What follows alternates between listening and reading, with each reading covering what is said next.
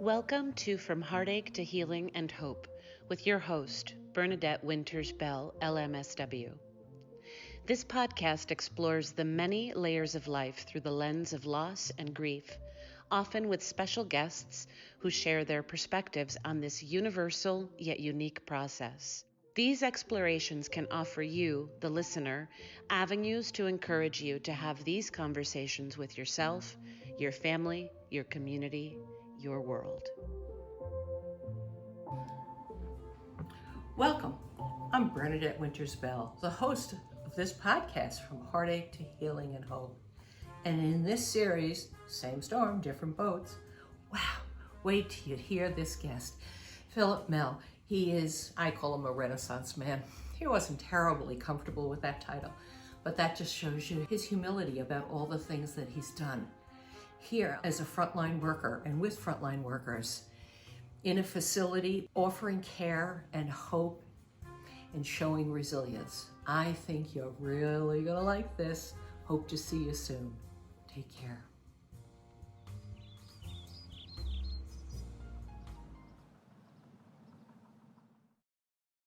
Welcome.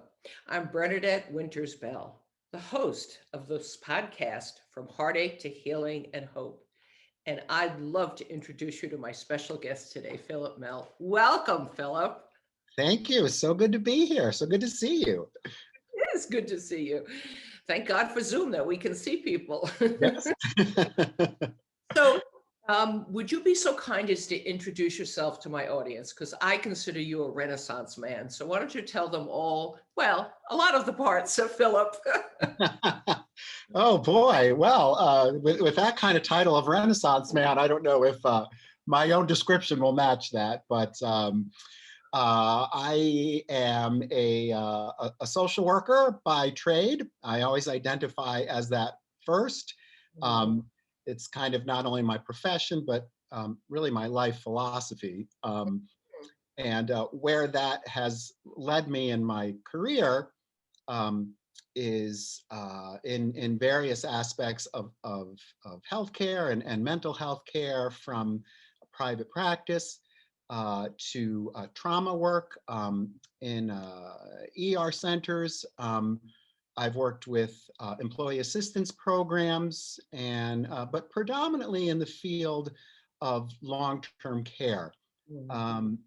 And the reason for that is, while I found all of those other areas stimulating and fulfilling, the frustrating part was not being able to develop longer-term relationships and see how we all develop as our stories unfold. So long-term care has really afforded me the opportunity to do that. And when I first got involved as a social worker in long-term care, doing more of the direct provision of care, I looked around me and became very interested in what management or the powers that be were doing, that I thought, wow, that's a really great idea, or wow, that's a terrible idea. Why aren't you seeing what will happen when you do this?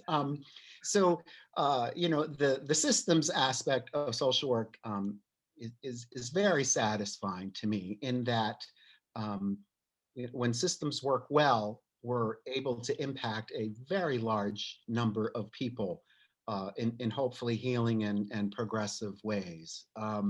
So I did get in with some pushes from some colleagues. I did get into management and administration, and that's currently where I am. My focus in those roles, not surprisingly as a social worker, is looking at environment and culture. And I consider us all, whether it's staff or residents, each other's charges and responsibilities and clients. So, the well-being of the staff with whom I work is just as important to me as the well-being of the residents that we take care of. And so if we can have this kind of healthy environment, we can all be our best people and do our Absolutely. best work. So And that's the view of transparency, Philip and I have worked together, and he does do what he says he likes to do. He does take care of the staff as well as the clients and create an atmosphere where you can come forward and say, I saw this. I'm not sure if that's a good idea. I have this idea. Let's work on it. And I think that's all terrific. You know, Philip, I learned that after World War One, people would ask each other, "How was your war?" Because, of course, there wasn't the communication and the social media that we have today. So I say to you, Philip, in this series, which is called Same Storm, Different Boats, how has your pandemic been? Oh boy. Um, well, it as we've all evolved through the pandemic, there's no one answer, and I'm sure that's true of most people.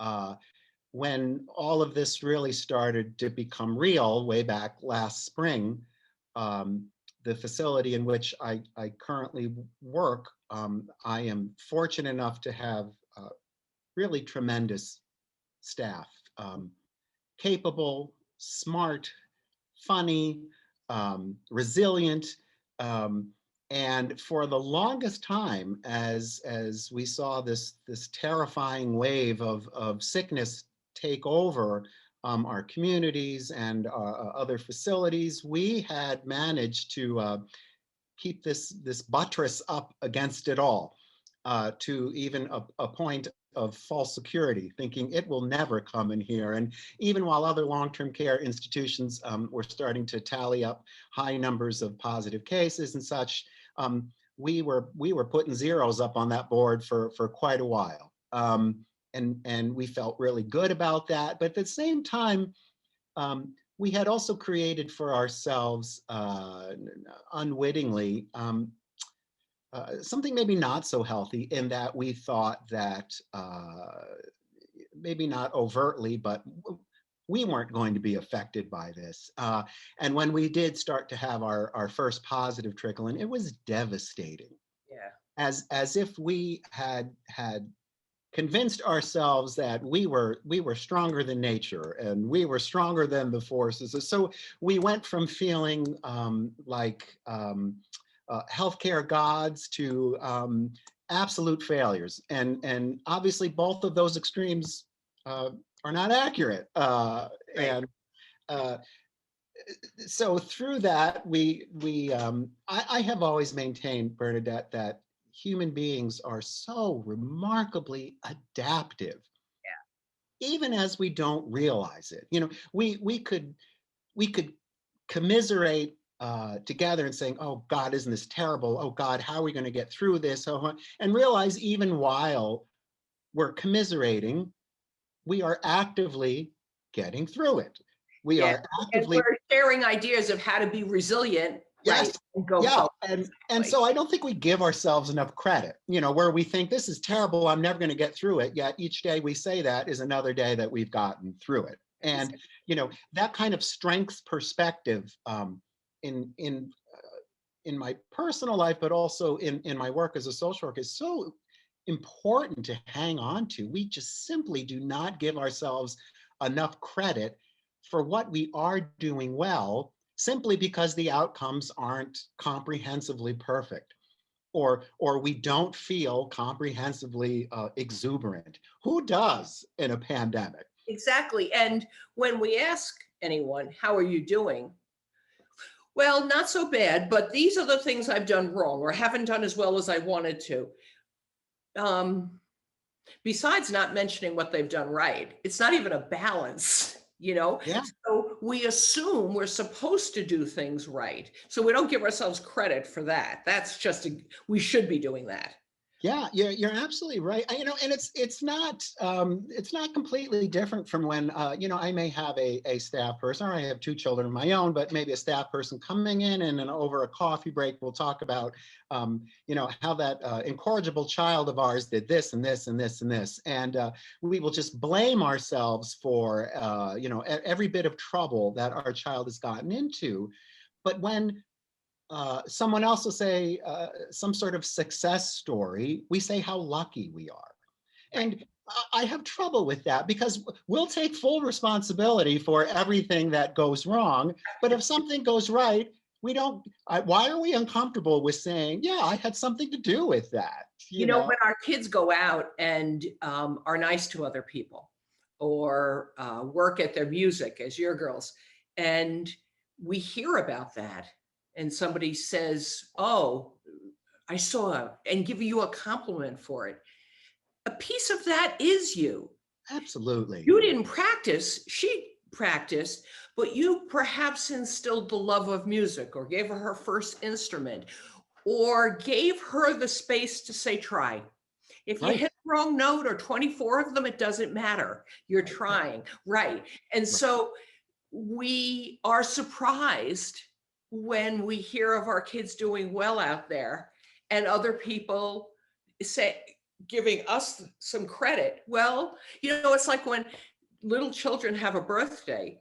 I often, of course, give them a card and a gift, but I send a card to the parents because they got through 6 years or 8 years or whatever it is. Yeah. Congrats to everybody. This is a lot of work. Absolutely. So speaking of that, how has your family been doing during the podcast, during the pandemic?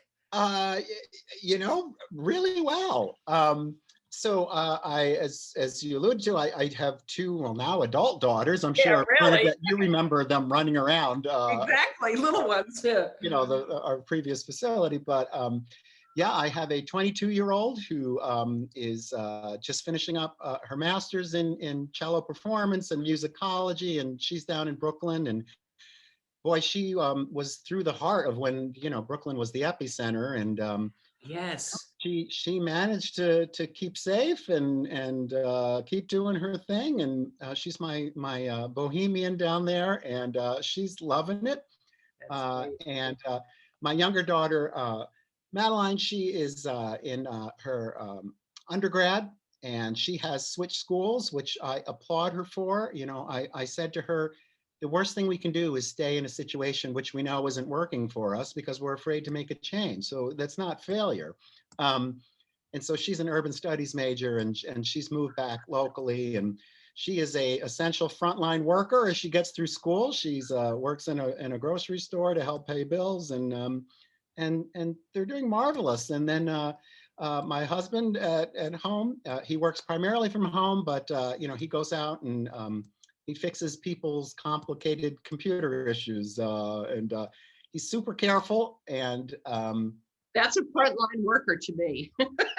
yeah, you know what? I would say that because we rely on our tech more than ever right now. Right. But you know, we're all holding our own, and good. And sometimes that has even meant with our recent Christmas together that when we were in less than 6 feet, we were masked because we're not all, you know, living together consistently. Right, you're coming from different pods, so to speak. Right. Yeah. Right. Yeah. So wow. I mean, that was hard, but you know, again, that reframing that we talked about, it sure beats the alternative of not spending it together at all. Exactly. Right. You know, resiliency. Exactly. This is so I know that in the past, for entertainment, self-care, probably maybe another category, you've done some performing. Yes. Was that any of that able? Well, first, why don't you tell people what's involved, because I think it's so cool. Sure. Yeah, it's you know, the artistic side of me, a portion of me remains very, very important to me. In fact, you know, through high school, I went to the high school performing arts, and you know, that like everyone else who went, I thought that was what I was going to do. And you know, both drama performance and singing, and you know, through my younger life, I did quite a bit of that, some of it professionally, and it was fun for a while until it became something that once it became something more like work and I had to make a living out of it, and it didn't quite feel the same, but I can't say that's why I gave up on it, because A, I didn't entirely give up on it, but B, the calling for me to be involved in a field like social work was stronger than any other feeling I had. And what I learned through my life, particularly getting older, is while in that heavily artistic environment, there was a negative side of that, in that uh, we were led to believe that if you weren't doing something artistic and that wasn't your bread and butter, that somehow you had failed that portion of who you are. And I bought into that for a while, and for a while I had really shut that down. But for the last even 20-25 years, and more so in the last 10, I have had a great time reacquainting myself with that side. I mean, I belong to an improv troupe, and we just do the most fun, creative, zany things. I have been writing quite a bit. I wrote and wrote and directed an original show that was based off my poetry, and was basically performance art, and that was picked up by and produced by one of the local theaters in Kingston, and that was so incredibly rewarding, and just what a fantastic experience. And so I've learned I've integrated that artistic part of me into everything that I do, because I don't want to shut it down, and I don't think it's healthy to.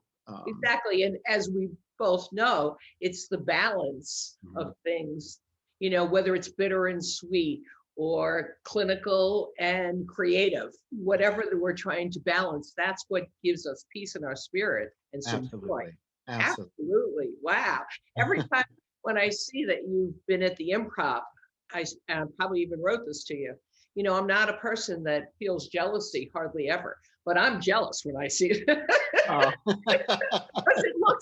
I love improv, and it looks so much fun. I wish I lived close, because you're doing this in the Hudson Valley region. Yeah, I live in the Hudson Valley, and actually a high school artist friend of mine, a performer, she relocated to the Hudson Valley and reacquainted, and this was her brainchild, and she said, you've got to join me, and so I did, and she's created this entire community of people who actually, Bernadette, the majority of whom have no theater background.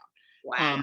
And so the way this community has grown is again, not with the goal of these are how people are going to professionally, pay all their bills, but simply of being empowered and expressive, and having this community to belong to. And it's just grown and grown, and it's been very important.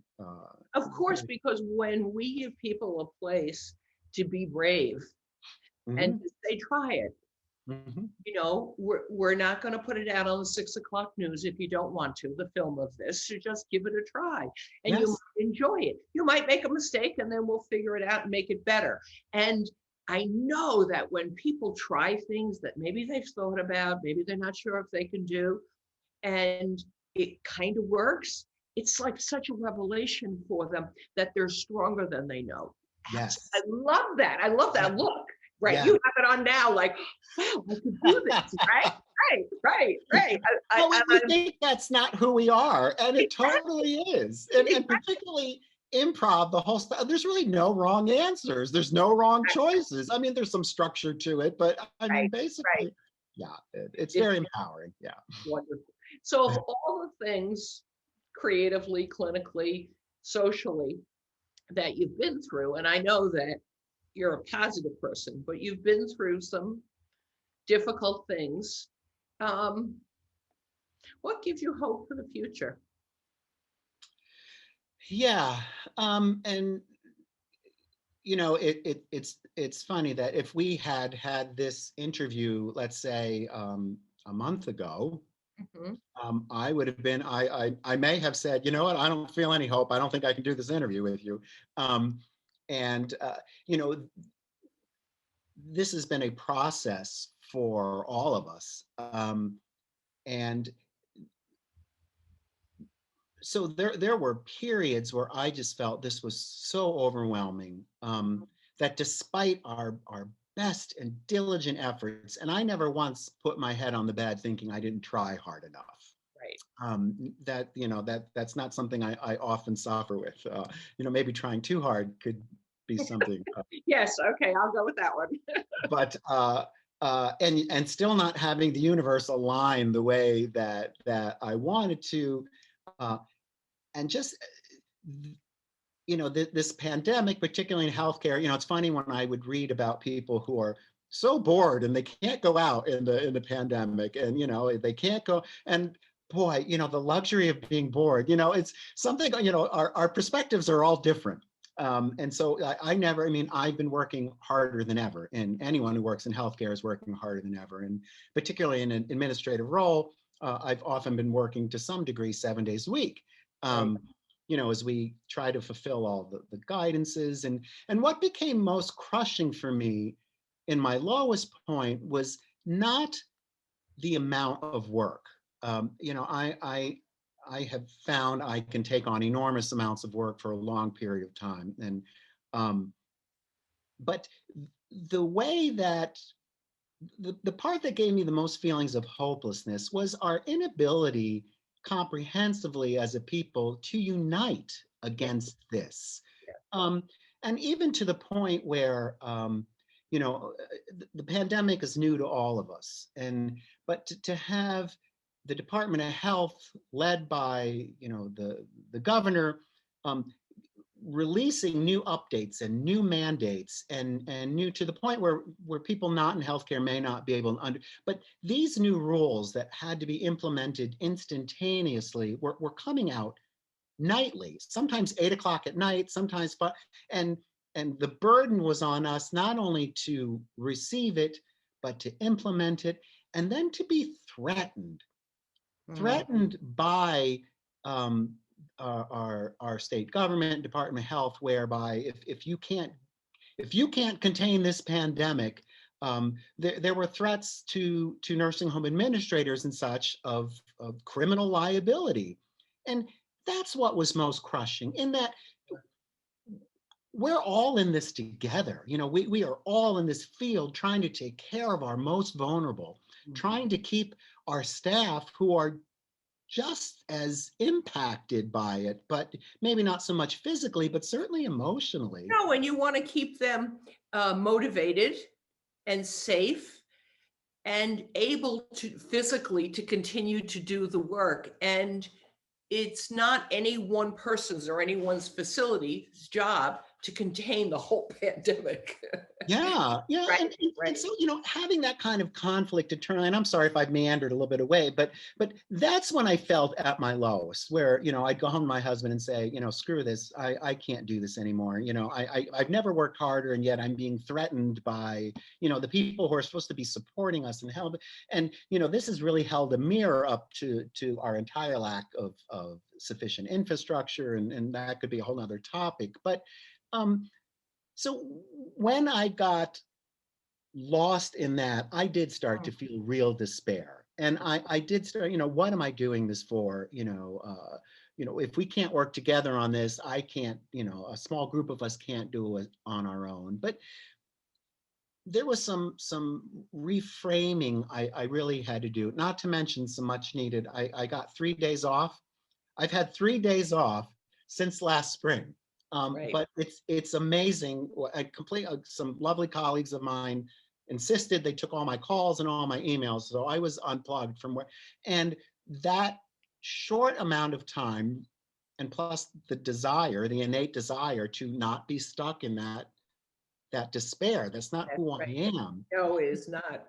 Led to this important reframing, that I am surrounded by a group of people who, as I said, are just as committed and if not more so than me, and provide me such inspiration, and that the people for whom we're caring for have been really surprisingly, despite being, having a lack of visitation and a lack of group communal activities and dining and all that stuff, have also proven to be amazingly resilient. And so when I looked more inward and less globally, and saw what was actually around me, that was so helpful.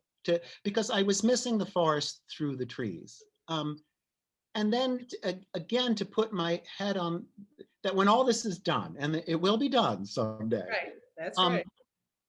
to have the satisfaction that, yes, I'm working harder than ever, while some people haven't worked at all, but even that, I'm still getting a paycheck, That's right. and I'm getting the vaccine Friday, where other people will not have access to it yet. And so, really starting again to look more carefully. It's so easy to look at all the things that are terrible around us. I don't know why, just as people, it's much easier for us to focus on that. And it I seems think to it be, must be a human trait because we see it so much, we right? You do. know what's something, if you ever get hopeless again or just a little down, I can say this to you. I want you to remember that you've always surrounded yourself with intelligent, strong, really excellent at their jobs, compassionate, kind, funny people. So I'm not surprised when you say to me, these are the kind of people who are working for you, as if you're lucky that's what happened. And you got to take it now because we put luck into it. And when we take a step back and say, okay, I have put myself in a position, as you often do in life, and we have good people around us. That's what does sustain us. And there's going to be others in this bigger one, and we have to minimize, which we do, their impact on us, right? Mhm. But, us good, funny people got to stick together. Oh my gosh. And if we don't laugh, even in the worst of times here, then we really had a bad day. Oh, And there's been very few of those. We Oh. have always found a way. And Bernadette, there's just something that, to be able, when all is said and done, to count success not by how many positive outcomes we had, because who knows what that end tally will be, Right. but to know that I've been fortunate enough, but also driven enough to put myself in situations where I can impact people. That's very satisfying. It Yes. doesn't mean I've always done it well, but the fact that I've been in that position, that's enough for me. Yes. You know, Isn't and that wonderful to know that? Yeah. yeah. I think one of the things as we age, when we think about what we want to take with us and let go away, and of course, we want less drama around us and more love. But when we put ourselves into that mix and say, okay, these are the things I've done and will continue to do, tweak this and massage this. Okay, these are things we can be proud of. And it's good to own that. I mean, even if it's only a conversation we have with ourselves and our spouse, Yes. Right. No, I think that's a wonderful thing to take, because we do well enough to tell ourselves, as we discussed before, when we're not doing something right, Right. Right. And I could, there's days, of course, where I could lament, God, I wish I was home, and my only responsibility during this pandemic was what I'm going to watch on Netflix today and everything, and that's lovely for a few days, but that's really not who I am. I need to get back in it. I could not see you doing that at all. Well, Philip, I want to thank you so much. This has been such an enlightening and hopeful conversation that I know that my viewers are going to love. So let me take the opportunity to say thank you for taking this time out of your busy schedule and sharing with everyone the bitter and the sweet, the ups and the downs of how it's been, because it's so helpful and people know they're not out there alone. Yeah, well, I'm so glad you asked me, and it's so nice to see you, and thank you for what you're doing, and good luck to everyone out there. Good luck, but also own what you've done well. There you go. Own what you've done. All right, we got a new one. Okay, we're good. All right.